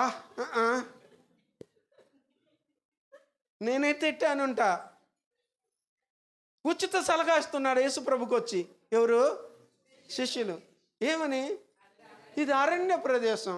లేదు, నేను టౌన్ అనుకున్నా, పార్క్ అనుకున్నా. ఎప్పుడా అని ఉండవు. చూడండి, ఇది అరణ్య ప్రదేశం. ఇప్పుడు ఏమంట? ఎప్పుడమ్మా? ఇప్పుడు కూడా పొద్దుపోయింది. ఏమంట? ఇప్పుడు పొద్దుపోయింది, అరణ్యము. ఏమి? ఈ జనులు గ్రామములోనికి వెళ్ళి భోజన పదార్థములు కొనుక్కొనుటకై వారిని పంపివేయమని చెప్పిరి. వీళ్ళు పోయేసి భోజన పదార్థాలను కొనుక్కొని వీళ్ళు పంపేసాయి అని చెప్పి యేసు ప్రభుకు ఉచిత సలహా ఇస్తున్నారు. వీళ్ళకి పాపం వాళ్ళ మీద కనికరమా, వీళ్ళ కనికరం ఎట్టుందో చూడండి. అందుకని ఆ డిఫరెన్స్ చూపిస్తున్నా. వీళ్ళ బాధ చూడండి, వీళ్ళు పడే కనికరాన్ని. ఈ యేసు ప్రభు కనికరం వేరు, శిష్యులు పడే కనికరము వేరు. వాళ్ళకి దేవునికి ఉన్న వ్యత్యాసాన్ని చూడండి బాగా. ఆ వ్యత్యాసాన్ని చూడండి. పంపేసేయి అంటే ఇప్పుడు యేసు ప్రభులు వారు ఏమంటారు? యేసు వారు వెళ్ళక్కర్లేదు, మీరే వారికి భోజనము పెట్టుడని వారితో చెప్పగా. ఇది వాళ్ళ సమస్య. ఈడుంటే మన జోబులేది ఖాళీ చేసేటట్టున్నాడు. ఎవరు? యేసు ప్రభు. మనకు ఖర్చు పెట్టేటట్టున్నాడు. కాబట్టే వీళ్ళని ఎస్కేప్ చేపించేయాలా, వీళ్ళు మార్చేసేయాలా, వీళ్ళని పంపించేయాలా అన్న ఆలోచనతో ఉన్నారు వాళ్ళు. వాళ్ళని పంపించేస్తే, ప్రభువా మీరు నేను మనమంతా ఏం చేస్తాము? కూర్చొనేసి తినేద్దాం, వెట్లా. వీళ్ళ పరిస్థితి అది, వీళ్ళ ఆలోచనలు అది, వీళ్ళ తలంపులు అది. అయితే యేసు ప్రభు ఏమంటున్నాడు? మీరే వారికి ఏం చేయండి, వాళ్ళు వెళ్ళనక్కర్లే. ఇప్పుడు చెప్పండి, పక్కన వాళ్ళు చూసి చెప్పండి, మీరే పెట్టండి అని చెప్పండి. మీరే వారికి భోజనం పెట్టండి. వాళ్ళ మొఖాలు చూడండి. పెట్టండి అనేటప్పుడు ఆడపోయేదంట అన్నట్టుగా ఉంది. ఎక్కడికి పోయేది, ఏం చేసేది అన్న క్వశ్చన్ మార్క్ వాళ్ళలో ఉంది. చూడండి, మేము యాడ్ నుంచి పెట్టేది, ఎక్కడి నుంచి తెచ్చేది? ఇదే కదా. అందులో ఒకరా ఇద్దరా, ఎంతమందికి పెట్టాలా? గొప్ప నేను లెక్క దగ్గరకు రాలేదు, తిక్క, నేను ఇంకా రాలేదన్నాను. గొప్ప సమూహము. ఎంతంట? గొప్ప సమూహము. ఆ గొప్ప ఇంతమందికి మేమే నుంచి పెట్టేది, ఎక్కడి నుంచి మీరు ఎందుకంటే నేను ఆ 4 సువార్తలో ఉండేది ఒక్కొక్కరు డిఫరెంట్గా రాస్తున్నారు. అవన్నీ చూపిద్దాం అనుకున్నా, నాకు టైం చాలదు. కాబట్టి వినండి. అందుకని ఇక్కడే ఆగి మీకు ఇక్కడే చెప్తున్నాను. మీరే పెట్టాలన్నాడు. ఇప్పుడు చూడండి, యేసు ప్రభు వారు ఇక్కడ మన యొద్ద 5 రొట్టెలను 2 చేపలను తప్ప మరేమీ లేదని ఆయనతో చెప్పిరి. ఇప్పుడు ఈ మాటకు అర్థమేమి? అక్కడ మేము చదివిపించిన మాట ఇక్కడ చదివిపిస్తున్న మాటకి దగ్గర సంబంధం ఉందా? అక్కడ ఎన్ని రొట్టెలు? 20 రొట్టెలు. ఏం రొట్టెలు అది? యవల రొట్టెలు. ఎంతమంది అక్కడ? తర్వాత గోధుమ వెన్నులు, తర్వాత పండులు. వెన్నులు, పండులు బాగా గుర్తుపెట్టుకోండి. ఈ 3 ఈ 3 kinds ఆఫ్ వాళ్ళకు ఐటమ్స్ భలే ఉన్నాయి ఫుడ్. ఇక్కడ 2 kinds ఆఫ్ ఫుడ్. ఏమది? రొట్టె, చేప. గలిలయ యొక్క ఏమంటారంటే ఇష్టమైన ఫుడ్ ఇది. ఏది? రొట్టె, చేప. అది కూడా ఏం రొట్టె? అయ్యయ్యో, ఎవల రొట్టె. ఏం రొట్టెమా? సరే, మీరు ఇక్కడ చూస్తే మీకు ఇక్కడ మామూలు రొట్టె కనబడుతుంది కదా. అందుకనే యోహాను సువార్తలోకి రండి. వీడు లేదు సార్ అని మీరు నన్ను చూస్తూ ఉన్నట్టు కనబడుతుంది. యోహాను సువార్త 6వ అధ్యాయము 9వ వాక్యం చదవండి నాన్న. ఇక్కడ ఉన్న ఒక చిన్నవాణి యొద్ద ఒక చిన్నవాణి. ఈ మాట కూడా అక్కడ చిన్నవాడన్న సంగతి అక్కడ లేదు. అందుకే ఇక్కడ చూస్తున్నా. ఎవరి దగ్గర ఉందంట అది? చిన్నవాణి యొద్ద. ఇక్కడ వీళ్ళు ఏమంటున్నారు? ఇక్కడ చదువు నాయన. అది మన యొద్ద. ఎవరు వద్దంట? మన యొద్ద. హలో, మన యొద్ద. వీడు కూడా ఇచ్చేసి ఉంటారు మన యొద్ద. పిల్లోడు గుర్తుపెట్టుకోండి అన్న. ఇక్కడ అందుకనే యోహాను గారు పక్కనే ఉన్నాడు కాబట్టి, ఆయన రొమ్మును ఆనుకున్నవాడు కాబట్టి క్లియర్గా కొంత రాసున్నాడు. అందుకని ఇక్కడ చూపిస్తున్నాను మీకు. ఇప్పుడు చూడండి, అక్కడ చిన్నవాణి యొద్ద, ఆ చిన్నవాణి యొద్ద 5 యవల రొట్టెలు ఉందా నాయన? అక్కడ లేని సంగతులన్నీ ఎన్ని ఉంది ఇక్కడ చెప్పండి మీరు. చిన్నవాడు, యవల రొట్టె, ఇది మనకు కనపడుతుంది. చిన్ని చేపలు, అక్కడ చేప. అంతే అన్న. ప్రార్థనకి వెళ్తున్నావు, ప్రార్థన ఎంతసేపు చేస్తారో తెలియదు. అది కూడా ఏమది? ప్లేస్మా అరణ్య ప్రదేశం. నీళ్లు నిప్పులు ఉంటుందో లేదో తెలియదు. ఆకలితో ఏమవుతావు ఏమో తెలియదు. కాబట్టి ఆ బిడ్డకి స్కూల్కి క్యారియర్ కట్టి పంపించినట్టుగా ప్రార్థనకి పంపించి క్యారియర్ కట్టి పంపిస్తుంది. ఇక్కడున్న తల్లిదండ్రులకు చెప్తున్నాను, మీ పిల్లలనట్ట ఈ పక్క ఆ పక్క 2 ఇచ్చి మర్యాదగా పోయి చర్చిలో పోయి పడరా అని అంటున్నారా? ఎవరైనా మీరు ప్రేయర్కి పంపిస్తున్నారా? చెప్పండి. ఏం వాళ్ళు చెప్పిన మాట వినలేదు. ఇదే పాటేనా? చెప్పు.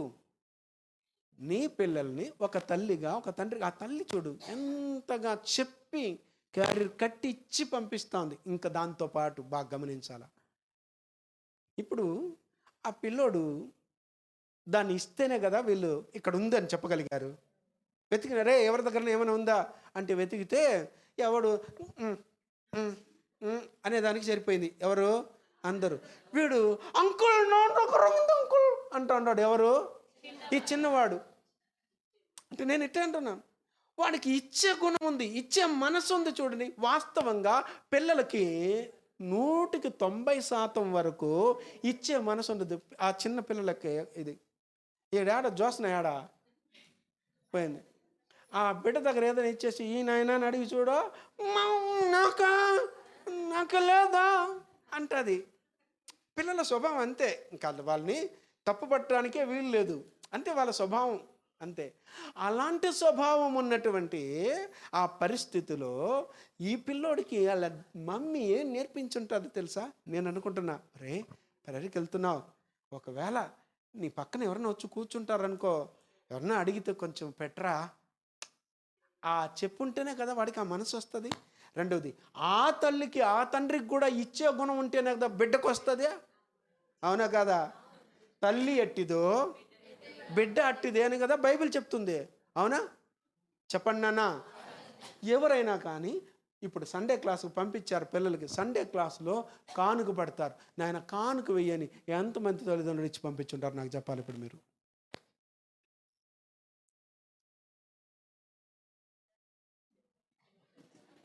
பத்தியா?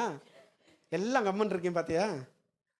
గమ్మున இருக்குது అప్పుడు పోవటం ఉమ్మును వేరే இருக்கீங்க, ఎందుకు వచ్చింది గొడవ అన్నట్టుగా. అదిగో బాగా వినండి, పిల్లలకి ఇప్పటి నుంచే దేవునికి ఇచ్చే గొప్ప, అందుకనే చెప్పాను టైటిల్ ఏం పెట్టాను, అయ్యా దేవునికి ఇచ్చే, ఆ పిల్లోడికి దేవుడికి ఇచ్చే గొప్ప మనసు ఉంది. వందలుగా పోయి ఆ హోటల్లో తినరా, ఆడ ఏంది ఏమది మాది ఆ కార్నర్లో ఏమో మన ఇంటి దగ్గర ఆ? పానీపూరి పోయి తినరా, ఇంకా ఎన్నెన్ని ఉందో వందలు వాడు తినడానికి ఇచ్చి పంపిస్తున్నాను. నీ బిడ్డే కదా, తినడానికి మంచిది కాదనిలా. ఇచ్చే గుణం, గొప్ప గుణం, మంచి గుణం ఉందా? వాళ్ళకి ఇప్పుడే నేర్పిస్తున్నావా? ఆలోచించుడు. ఆ పిల్లలకి ఇచ్చే ఆ గుణం ఉంటే ఖచ్చితంగా. నేను అంటే మన మధ్యలో మాదేవి ఉంది. మాదేవి వాళ్ళు ఆ తల్లిదండ్రులు సేవకులంటే సేవకులకి సేవకురాళ్ళకి ఎంతగా ఇస్తారో ఆ బిడ్డకి చేతులు ఇచ్చి పంపిస్తారు కొనుక్కోవడానికి. అవన్నీ ఒక ఉండి ఉంటే ఆ ఉండిలో వేసి పెట్టుండి నిజంగానే ఇప్పుడు ఎన్ని ప్రార్థనలకి ఆ బిడ్డ తీసుకొచ్చి తాత ఇది ఇందా ప్రేయర్కి అని చెప్పి ఆ చిన్న బిడ్డ తీసి, ఎందుకు సాక్షిగా చెప్తున్నాను, ఎందుకంటే బైబిల్లో ఇక్కడ సాక్షిగా ఉంది కాబట్టి సాక్ష్యం చెప్తున్నాను. తీసుకొచ్చి ఆ ఉండిని, ఇది ఎంత ఉందో, ఇది సరిపోదా, ఇంత ప్రేయర్ ఉంది, ఇంత ఖర్చు ఉంది, అవంతా వాళ్ళకి తెలియదు. ఇవ్వాలనుకున్నాం, అందరూ ఇస్తున్నారు. మమ్మీ డాడీ వాళ్ళు కూడా ఇప్పుడు వాళ్ళు ఇవ్వకుండా ఆ బిడ్డ వరకు ఇచ్చినా పర్వాలా, మమ్మీ వాళ్ళు డాడీ వాళ్ళు ఇచ్చారు కదా నేను ఎందుకు ఇవ్వాలా అనుకోవాలా? చూడండి, నా వంతు నేనేం చేయాలా? ఇవ్వాలా. ఈ మనస్తత్వం గొప్ప మనస్తత్వం, అది గొప్ప మనస్సు, అది. హల్లెలూయా. బాగా గమనించండి, ఇది ఎప్పటి నుంచి రావాలా? చిన్నప్పటి నుంచే రావాలి. అందుకని ఆ చిన్నవాడికి ఉన్న గుణాన్ని చూడండి, ఇక్కడ ఆగి ఆ చిన్నవానికి ఉన్న లక్షణాన్ని చూడండి, ఆ చిన్నవానికి ఉన్నటువంటి మంచి మనస్సును చూడండి. బాగా గమనించండి.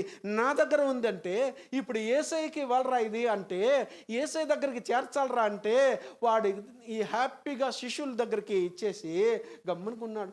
నేను ఇప్పుడు నాకు ఆకులుగా ఉంది అంకుల్, ఇది తినకపోతే అట్లా అన్నాడా? మన పిల్లలు ఎన్ని చెప్పుంటారు? ఒకవేళ క్యారీ ఇచ్చి పంపిస్తావు స్కూల్కే, ఎవరి దగ్గర కూర్చోకుండా దూరంగా పోయి పక్కన కూర్చొనేసి ఏం చేస్తాం? ఏమింది చూపించరా? చూపించను అని అట్టటే స్పూన్లో ఎత్తుకొని లచ్చకని తినేస్తాం. చూడండి, పిల్లలకి ఇప్పటి నుంచే ఏం చేయాలంటే పంచిపెట్టి షేరింగ్ నేర్పించాలా. నాయన కలిసి మెలిసి పంచి అందరు కలిసి తినేటువంటి ఆ బుద్ధి జ్ఞానం ఇప్పటి నుంచి పిల్లలకి నేర్పించావంటే వారికి గొప్ప మనసు వస్తుంది. ఆడు అప్పటి నుంచే అందరికీ ఇచ్చే మనసు వస్తుంది. పిసినారి మనసు రాదు, పిసినితనం రాదు, పిసిని ఆలోచన రాదు. కాబట్టి నిన్ను వలే నీ పొరుగు వారిని ప్రేమించాలన్న ఆలోచన అప్పటి నుంచే వాళ్ళకి వస్తుంది, కలుగుతుంది. ఆ మంచి లక్షణం ఆ బిడ్డకుంది. తీసుకొచ్చి ఇచ్చేస్తున్నాడు. అందుకనే దాన్ని బట్టి వాళ్ళు ఏమంటున్నారు చూడండి, ఇక్కడ మన యొద్ద చదవండి, ఇప్పుడు అక్కడికి వచ్చి మన యొద్ద 5 రొట్టెలను 2 చేపలను తప్ప మరేమీ లేదని ఆయనతో చెప్పిరి. అందుకు ఆయన వాటిని నా యొద్దకు తెండని చెప్పి. రైట్. ఇప్పుడు మార్కు సువార్తలు కొంచెం చదవండి. ఇది ఎంత మాత్రం సరిపోతుంది వాళ్ళంటే అన్నమాట. 6వ అధ్యాయం 32వ వాక్యం చదువునైనా.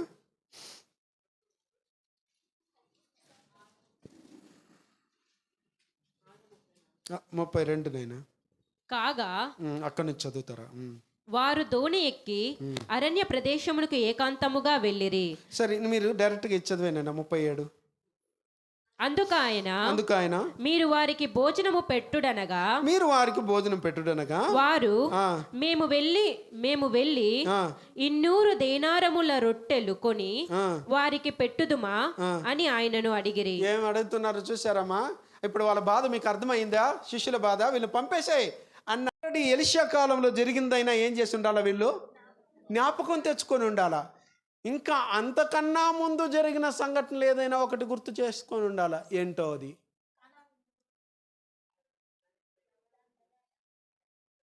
పాత నిబంధనలోనే ఇమ్మీడియట్గా చెప్పేసేయండి.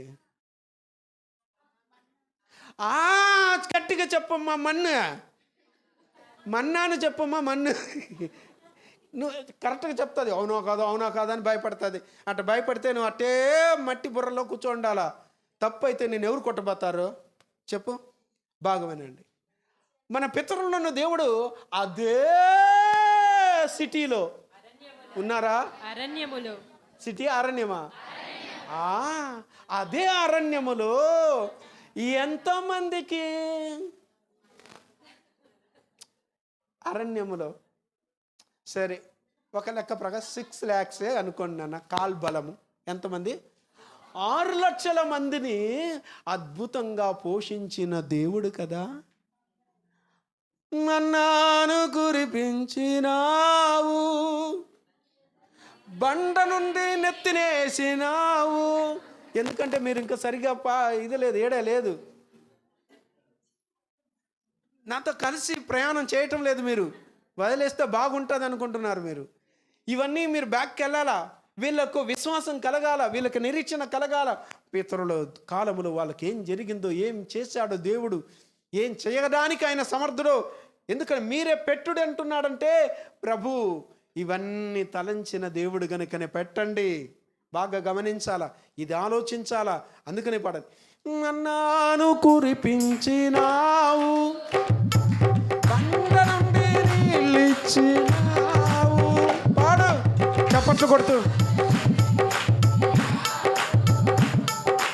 బండ నుండి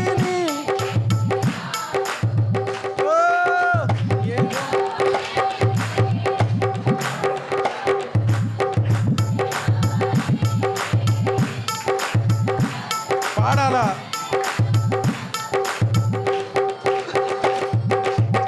ఆరాధన నీకే, స్తుతి ఆరాధన నీకే,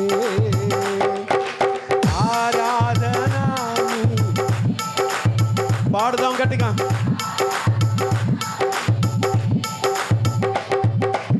ఆరాధన, స్తుతి ఆరాధన, ఆరాధన నీకే,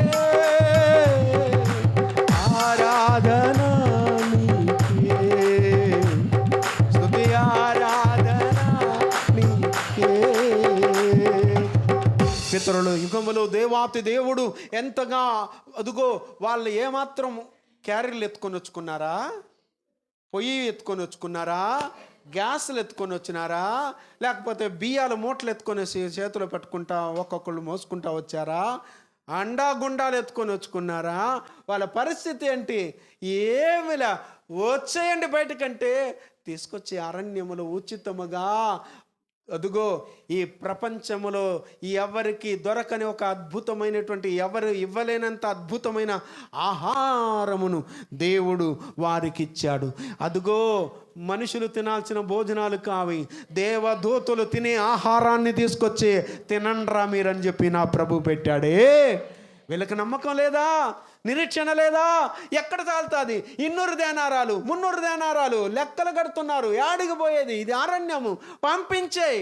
వాళ్ళు ఎలీషా శిష్యులు, ఇది ఎక్కడ సరిపోతుంది? 100 మందికి ఇది ఏడ సరిపోతుంది?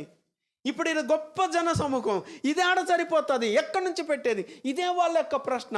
అందుకే చెప్తున్నాను ప్రియ దేవుళ్ళరా, నీవెప్పుడు కూడా దేవుడు చేసిన అద్భుతాలను జ్ఞాపకం చేసుకుంటూ ఉండు, దేవుని ఆశ్చర్యక్రియలు జ్ఞాపకం చేసుకుంటూ ఉండు. దేవుడు ఆ రోజు చేసిన దేవుడు ఈ రోజు నా పరిస్థితుల్లో కూడా, నా చాలని జీవితంలో కూడా నా దేవుడు చేస్తాడని నమ్మాలా. హల్లెలూయా, విశ్వసించాలా. అందుకో ఇంకా వీళ్ళకొకటి గుర్తుకొచ్చి ఉండాలా.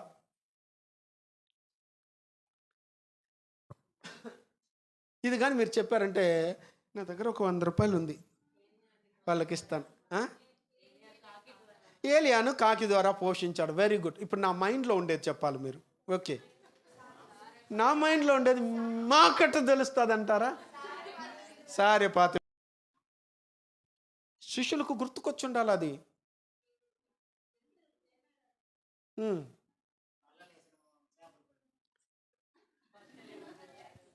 ఇన్నికి చేపలు పులుసు పెట్టాలి నువ్వు ఖచ్చితంగా పోయి వీటికి. సరే, టైం అయిపోతుంది, చెప్తాను.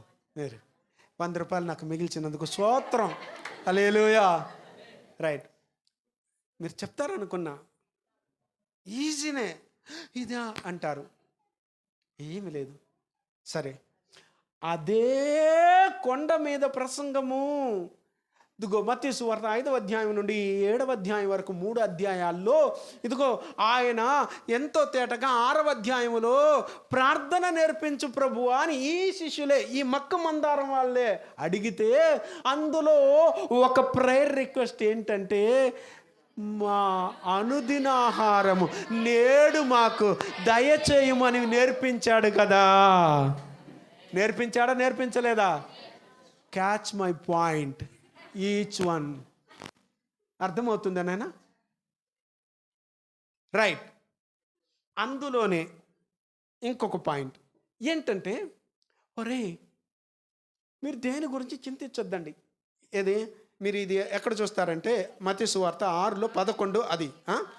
తర్వాత ఆ 6వ అధ్యాయంలోనే 25 నుంచి 33 వరకు ఉన్న సంఘటన ఏంటంటే, నేను అట్టే చెప్పేస్తాను, బాగా వినండి. ఏమంట, ఏం తిందుమో, ఏం తాగుదుమో, ఏమి ధరించుకుందుమో, ఇది వాళ్ళ మీకు కావాలనని మీ పరలోకపు తండ్రికి. అర్థమైందో లేదో తెలియలేదు, అందుకు ఒక నవ్వు నవ్వినా.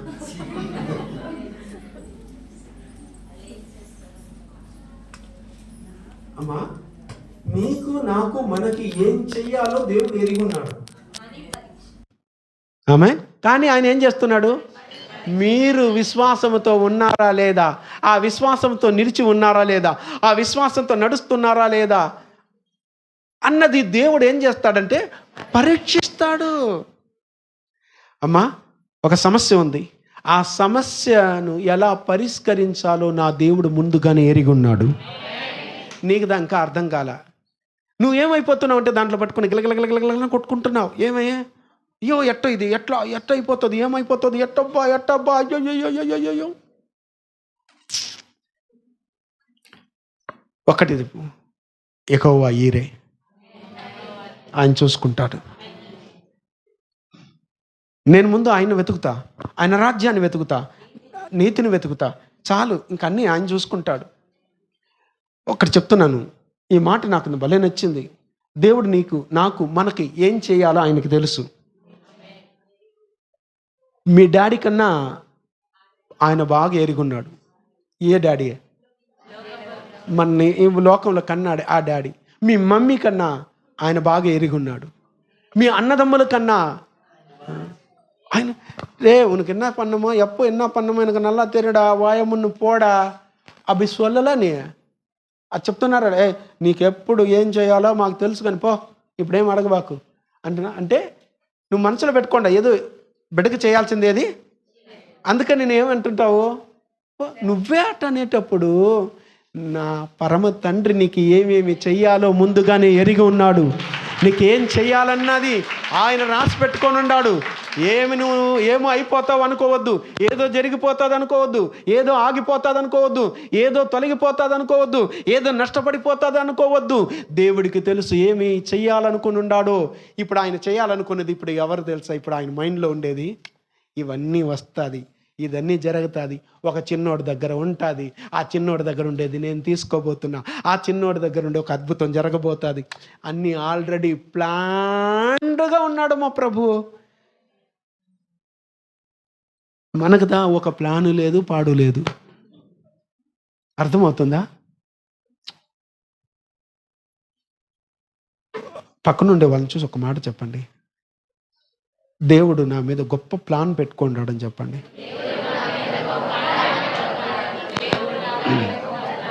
సమయం వస్తుంది, చెప్పు. ఆయన ఏం చేయాలనుకుంటున్నాడో అది చేస్తాడు. అదేదో చెప్పేయకూడదు, నాకు చెప్పను. పరీక్షించాలి నేను పరీక్షించాలా. నిన్ను పరీక్షించి నేనేం చేస్తానంటే, పరిశోధించి నేనేం చేస్తానంటే నేను తెలుసుకుంటా. నేను చేసేది మాత్రం ఆగదు, చేస్తాను, తప్పకుండా చేస్తాను. నా దేవుడు ఎంత గొప్ప దేవుడు, ఒకసారి ఆలోచించడం. నేను అన్నీ జరుగుతుంది, జరిగి తీరుతుంది, ఏది ఆగదు, ఖచ్చితంగా జరుగుతుంది. అందుకని ఆ ప్లాన్ ఏదో ఇప్పుడు ఆ ప్లాన్ ప్రకారంగానే జరుగుతూ వస్తుంది ఇప్పుడు ఈ సంఘటనలో. అర్థమైందా? ఏంటయ్యా ఇదో ఉంది వీడి దగ్గర. ఇప్పుడు వచ్చే నేను మత్తయి సువార్తలోకి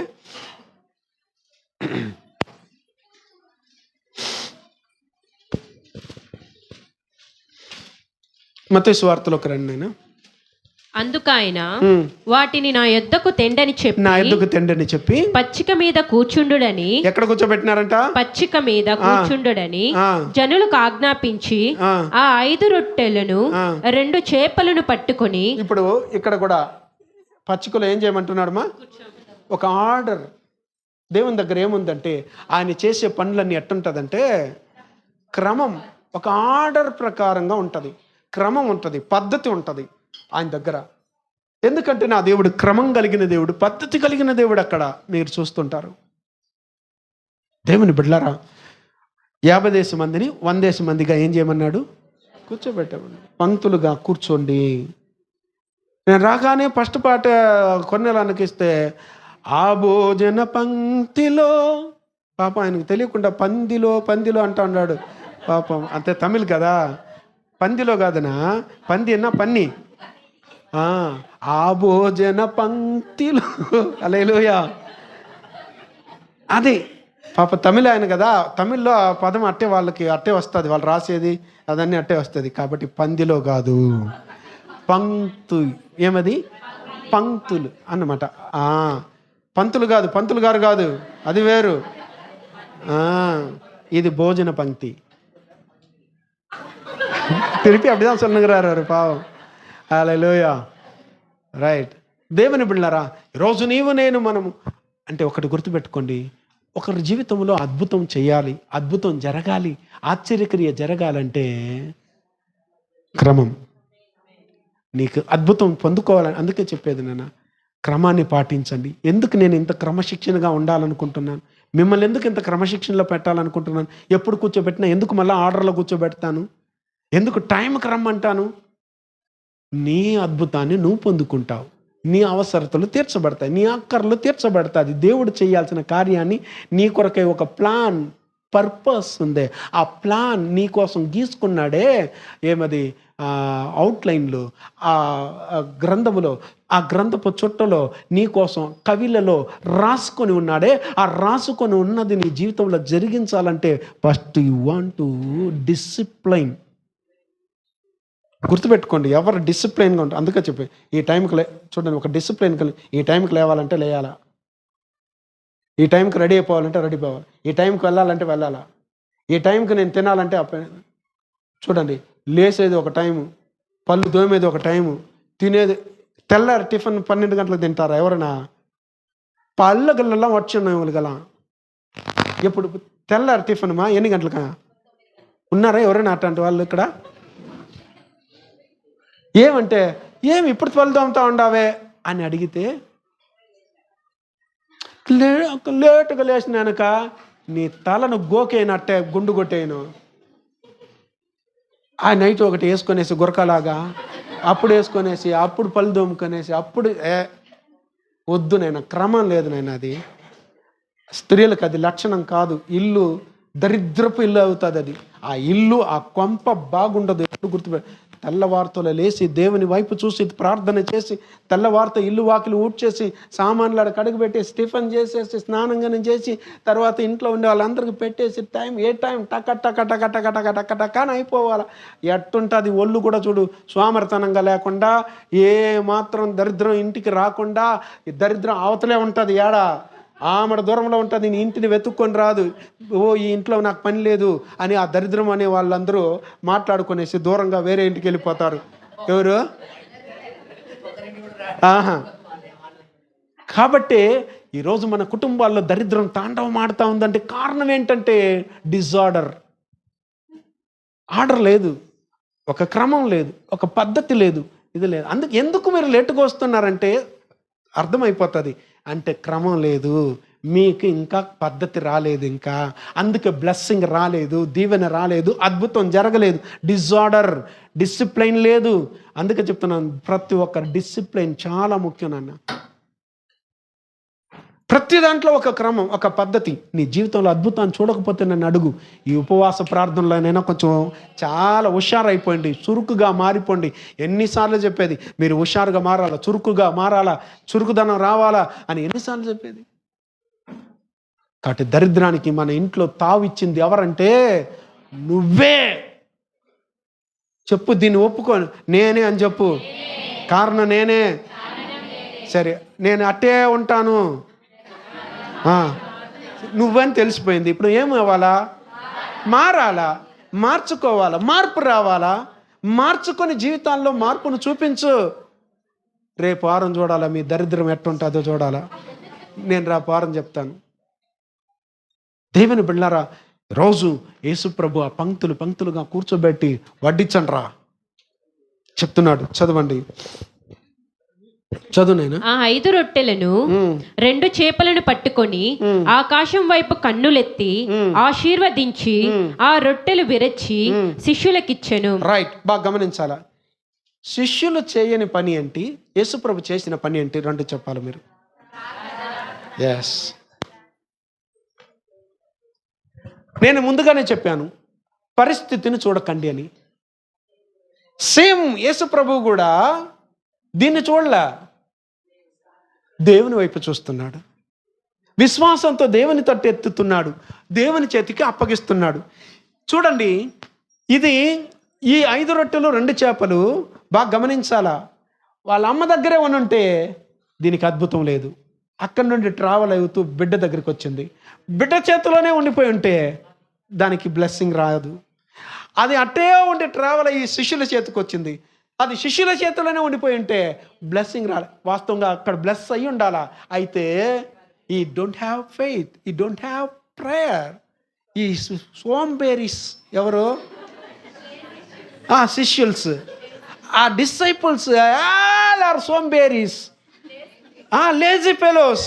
ఎందుకంటే ఒక్క గడి అయినా మేల్కొని ఉన్నాడంటే కన్నులు భారంగా ఉంది, మేము పడుకుంటాం నిద్రపోతాం అంటున్నారు వాళ్ళు. అది వాళ్ళ యొక్క ఇది. వాళ్ళకి ఒழுంగు క్రమం లేదు వాళ్ళ జీవితాలు. ఇది వాళ్ళ బ్రతుకులు. అందుకే వాళ్ళ దగ్గర కూడా అద్భుతాలు జరగల. రావాల్సిన ఆయన చేతికొచ్చింది. ఎవరి చేతికొచ్చింది? యేసు ప్రభుల చేతికొచ్చింది. చేతికొచ్చిన ఆయన పంచండ్రా అన్లా ఏం చేస్తున్నాడు? ఇంకొక చోట దాని కృతజ్ఞతాస్తుతులు వేరే, స్తోత్రాలు చెల్లించి ఆకాశం వైపు కన్నులెత్తి ఆశీర్వదించి కింద స్తోత్రము చేసి దాన్ని ఏం చేస్తున్నాడంట? చెప్పాలా? మీరు ఏం చేయాలా? చెప్పండి. స్తోత్రం చెల్లింతుము, స్తుతి స్తోత్రం యేసునాథుని, యేసు స్తోత్రం స్తుతి స్తోత్రం చెల్లి. అంటే నేను ముందుగానే చెప్పాను, మా ఇంట్లో చాలదు, ఒక్కరి కష్టమే. తీసుకున్న వెంటనే స్తోత్రం చెప్తున్నావా? దానికి కవర్ తీసుకోగానే ఎత్తి లోపల దూర్చేస్తున్నావే. ఏటీఎంలో వచ్చి నొక్కినావు, పిన్ కొంటున్నాం నన్ను ఏటీఎంలో టపటపటపని వచ్చి పడలేప్పుడు టపటపటని ఎత్తుకొచ్చి జోబులు వేసుకుంటున్నావు, టపటపటని ఎత్తుకొని పోయి ఖర్చు పెట్టేస్తున్నావు. ప్రభువా ఇచ్చినందుకు స్తోత్రం. దేవుని తట్టు చూసి దేవునికి కృతజ్ఞతలు చెల్లిస్తున్నావా? నీ కొద్ది రాబడిని బ్లెస్ చేయి ప్రభువా. ఇది మిగలాలా, ఇది నా కుటుంబంలో మిగిలిపోవాలా, నిలిచి ఉండాలి. ప్రేయర్ ఉందా? దానికి స్తుతి స్తోత్రాలు ఉన్నాయా? కృతజ్ఞతలు ఉన్నాయా? వచ్చిన దాన్ని ఇచ్చిన దానికి ఇదే చిన్నదే, కొంచెమైనా దానికి దేవుడు చూడండి అద్భుతంగా ప్రేయర్, స్తుతి ఈ 2 కలిసి ఉంది. ఈరోజు నీ రాబడిని స్తుతిస్తున్నారా? ప్రేయర్ చేసి ఈరోజు దేవుడు మీతో మాట్లాడుతున్నాడు. దేవుని బిడ్డ, ఈరోజు నీకు చాలని బ్రతుకెందుకో, ఎక్కడ తప్పు జరుగుతుందో చూసుకో. స్తోత్రం చెల్లించేదలా తీసుకున్నావా? ఎవరెవరికి ఇవ్వాలో, ఎవరెవరు కట్టాలో, ఎవరెవరికి బయట ఫస్ట్ వస్తా చికెన్ ప్యాకెట్ తీసుకొని వస్తావా? బిర్యానీ ప్యాకెట్ తీసుకొని వచ్చుకుందామా? ఏం తిందాం, ఏం తాగుదాం అని ఆలోచిస్తున్నావో కానీ కృతజ్ఞత ఉందా? ముందుగానే కొంతమంది రాకముందే, ఏది చేతికి రాకముందే దానికి ఎన్నెన్ని స్కెచ్లో, దేనికే? నీ శాలరీకి ముందుగానే వారు అప్పు చేసేస్తూ ఉంటాం. నాకు వస్తుంది ఇస్తాలే. ఇది కదా మనం చేస్తున్న తప్పు. వచ్చిన దాన్ని దేవుని చేతిలో పెడుతున్నామా? తీసుకొచ్చి నేరుగా ఎట్లయ్యా తీసుకొచ్చుకో, నేరుగా ఇంటికి రాగానే బైబిల్లో పెట్టు, నీ ప్రార్థన గదికెళ్ళు, నీ ప్రార్థన గదిలోకి వెళ్ళి ప్రభు వైపు చూపించు. ప్రభువా కొద్దిదే, 10,000 లేకపోతే 12,000 లేకపోతే 20,000, అయ్యా ఇది చాలదు, ఇంట్లో ఖర్చులు ఇంత ఉంది, నీకు తెలుసు, సమస్తం సర్వం తెలుసు, ఇదిగో నీ చేతులు పెడుతున్నాను, దీన్ని ఆశీర్వదించు, దీన్ని దీవించు అని దానికి కృతజ్ఞతలు చెల్లించు, ఇది మిగిలేటట్టు నాకు చేయి ప్రభువా. ఏం చేస్తాడో తెలియదు, మిగులుతుంది. యెహోవా సెలవిచ్చినాడు అక్కడ, ఇక్కడ యేసు ప్రభు సెలవిస్తున్నాడు, మిగులుతుంది. కృతజ్ఞత చెల్లించు. ఇప్పుడు యేసు ప్రభుల వారు దీన్ని ఆకాశం వైపున ఎత్తడానికి ఒక పర్పస్ ఉంది. చెప్పేస్తాను, టైం అయిపోతుంది. ఏమింటే ఆయనకు తెలుసు దేవుడు ఏం చేస్తాడో అని. కీర్తనలో 145వ కీర్తన 15, 16 వాక్యాలు త్వరగా చదివని నేను ముగింపులోకి వచ్చేస్తున్నాను, ముగించబోతున్నాను. Are you happy? సర్వజీవుల కన్నులు నీ వైపు చూచుచున్నవి. నిజంగానా?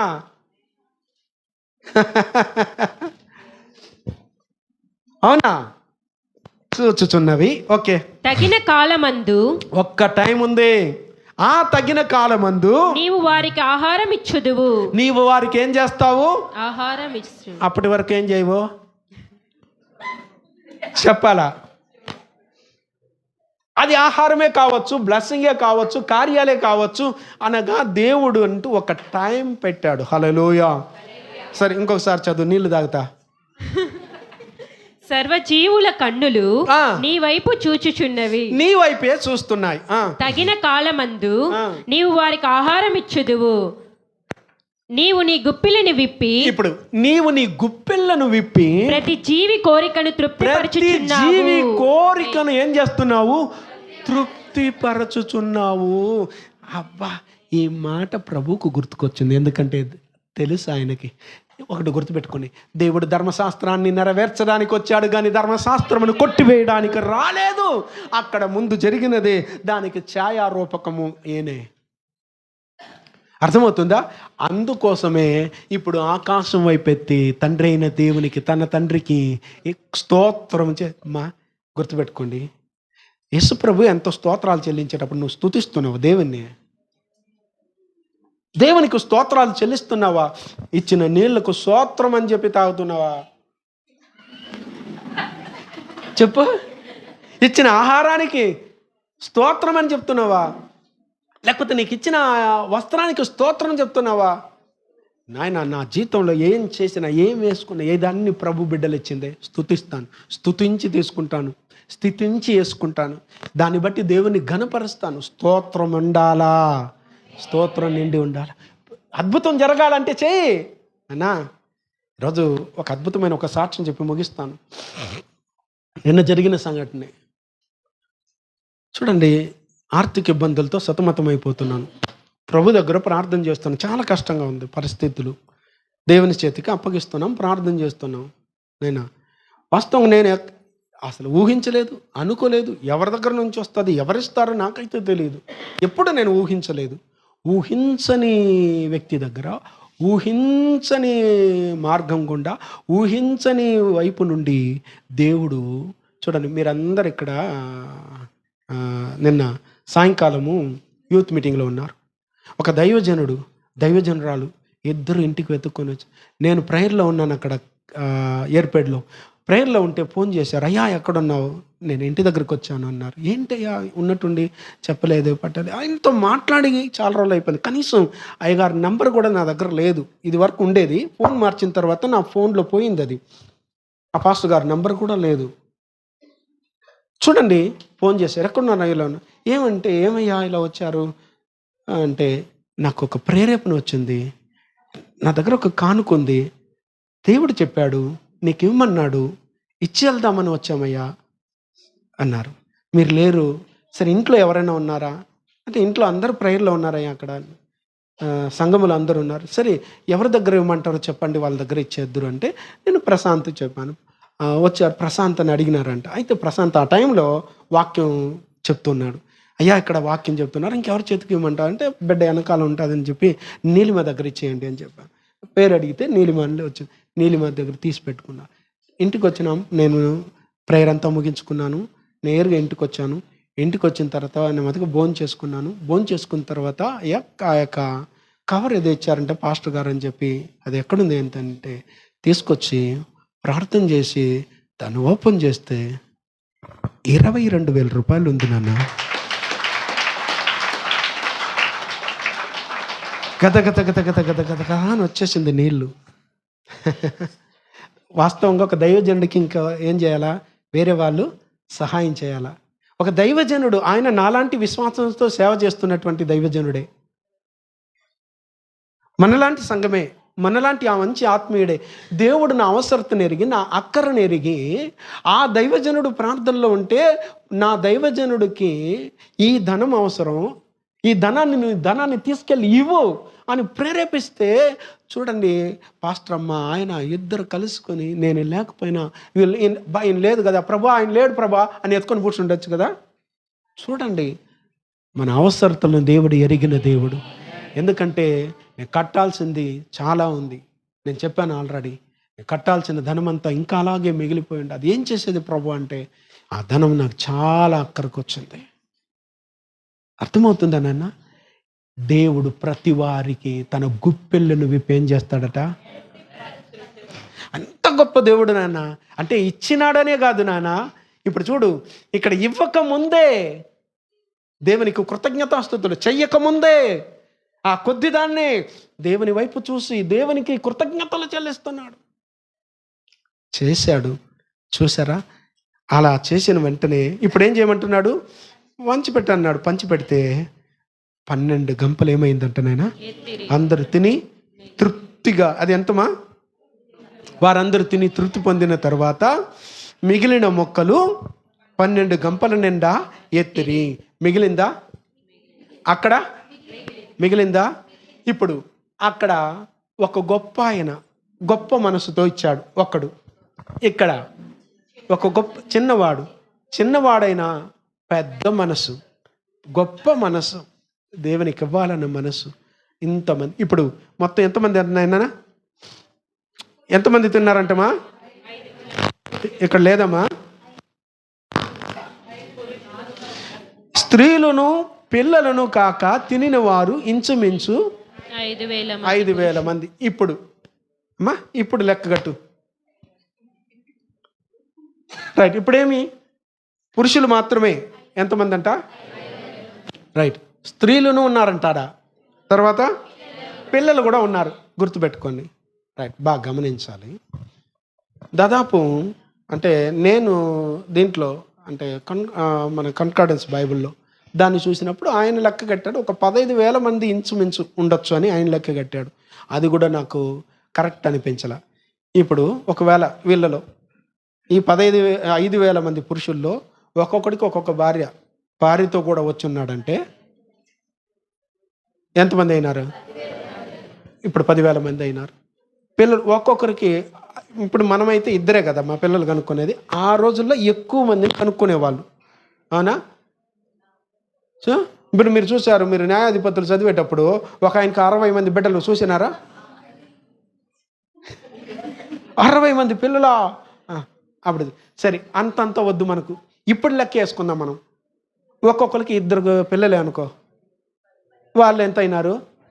ఇప్పుడు అదొక 10, ఇదొక 10, మొత్తం ఎంత? 20,000 మంది. అందుకని గొప్ప జన సమూహం.